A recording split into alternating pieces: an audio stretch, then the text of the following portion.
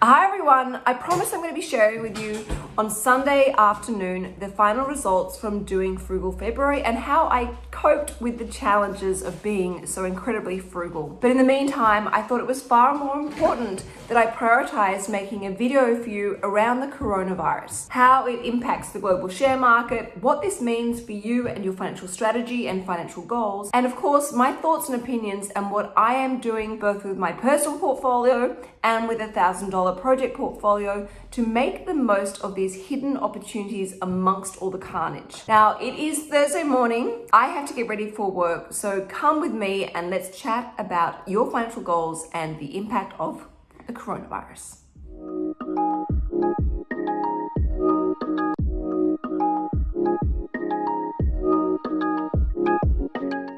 All right, first up, there are a couple of things you need to know and understand right now. Firstly, we have been through so much worse before, and not only have we come through those tough times, but we have come through with strength and resilience. Now, behind me is a chart provided by AMP Capital, and this dates back to the 1900s, and you can see all the different global economic events such as wars, Spanish flus, credit squeezes, recessions, crashes, the terrorism attacks, the GFC. Now, what this trend line shows is onwards and upwards. Human endeavor always prevails, and no matter what has happened, we always come through to reach higher levels. Markets do recover. It may take time, but it does happen. Now, at times, certain people have said that the share market is expensive, and quite often that is because they are looking in the rear vision mirror. They are looking backwards. So potentially at this point here, the credit squeeze. Now, at certain times, people have claimed that the share market is expensive and overpriced. And quite often, if you look in the rear vision mirror that you're looking backwards, it may look expensive. So you look at the credit squeeze.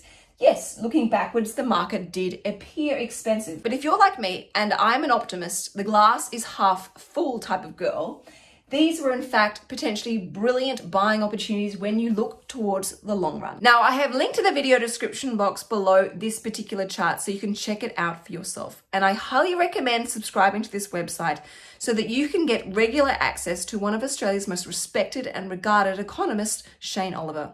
Shane Oliver is probably one of my favorite economists to follow. He writes these regular reports that are really easy to understand and help give a great sense of perspective and how the share market impacts your financial strategy and your financial goals. I promise you, you will not regret subscribing to this website. And no, this video is definitely not sponsored, I promise. Secondly, let's put things into perspective. The coronavirus is a new virus. There are a lot of really unknown elements that we don't fully understand yet. We do know, though, that it is a virus that spreads very easily and very quickly, with over 114 different countries now impacted by the coronavirus. However, according to the World Health Organization, over 650,000 people every year die of respiratory illnesses such as influenza. Also, whilst the World Health Organization have declared the coronavirus a pandemic, they've done it because people aren't taking the right preventative actions to help minimize the spreading of this virus. And if you look at the most recent statistics to come out of South Korea, Singapore, and China, you will actually see that the number of cases is slowly starting to reduce.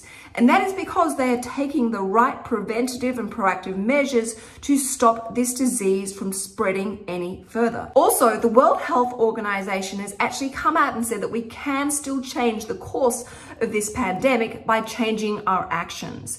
So by making sure that our hospitals are properly equipped and staffed, we're taking the right preventative measures with upholding hygiene as a number one priority, and that we all remain responsible and accountable when it comes to being sick, which means if we feel unwell, we make sure we quarantine ourselves and keep a distance from people if we are feeling sick. We have to stop the spreading of this virus if we want to reduce the impact. We all have responsibility right here, right now. So what do you need to know know about the share market and how it impacts you, whether it be your personal investment portfolio or your superannuation investment portfolio? Well, first of all, sharp pullbacks in the share market are perfectly normal. They happen all the time. And yes, they may vary with different levels of severity, but they do actually happen, which is why if you're invested in the share market, you should be a long-term investor, because over the long run, the market always recovers, as I showed you previously in that chart. Secondly, if you go and change your portfolio and sell your growth assets and switch to defensive assets, such as cash, you are going to be crystallizing those losses. You're going to be changing them from paper losses that don't really exist,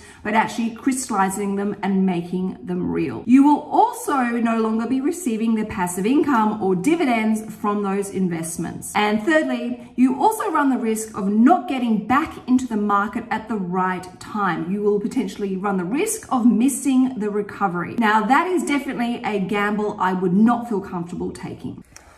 Also, quite often when we see these sharp, aggressive pullbacks in the market, they actually present brilliant long-term buying opportunities, sometimes even once-in-a-lifetime buying opportunities. Think about it. Say your favorite handbag designer goes on sale and they start slashing all of their handbag stock by, say, 10, 15, 20% or more. What is your reaction? Well, my reaction would be to get really excited, head down to my local store, see what bargains are there, and potentially snack up some of my favorite handbags at a serious discount. And of course, add them to my capsule wardrobe collection. Well, the share market is no different. You could potentially be buying stocks at a significant discount that are going to provide you with long-term growing passive income stream. Now, on that note of passive income streams, right now, dividends have not changed. Sure, there will be some companies and some industries which are impacted and will have to slowly and gently start cutting dividends or reducing them, but they will do this slowly and steadily.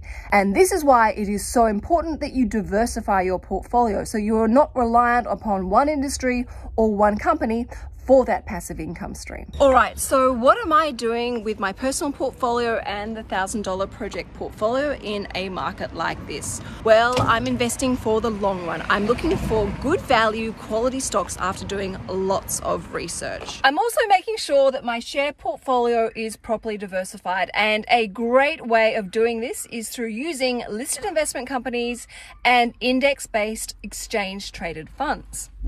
I'm also focusing on the bottom line. What does my portfolio pay me in passive income? Has that passive income changed? Because ultimately, what I'm trying to create is build a long-term passive income stream where I never need to touch the capital.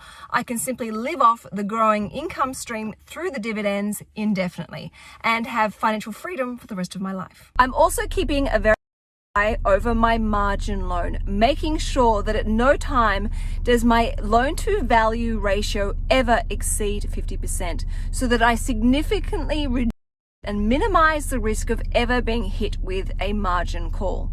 And any spare cash that I have, I'm putting towards this loan so that I can buy and build more passive income streams for my portfolio.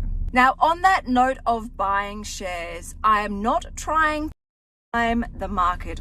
I'm not interested in trying to pick the very bottom of this market because I don't have a crystal ball. Instead, I'm using a dollar cost averaging strategy where I regularly buy small parcels of shares through the next 6 to 12 months, whether it be $1,000 at a time or even more. By regularly buying through a moving market, I'm able to make the most of all the moving share prices so that I can get as many units as possible for every dollar that I invest. So what else do I recommend? Well, I recommend that you have emergency money set aside in a separate savings account.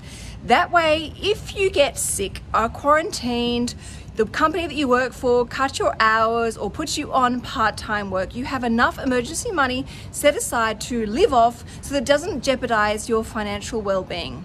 I also recommend you turn down the noise and of course wash your hands regularly. Now, I just got to work. I've got some shares to buy today, so I had better go. But make sure you're also following me on my Instagram account, Sugar Mama TV, because I'm going to be doing regular IGT videos around the coronavirus and how it impacts you and the potential long-term opportunities that exist amongst all of us.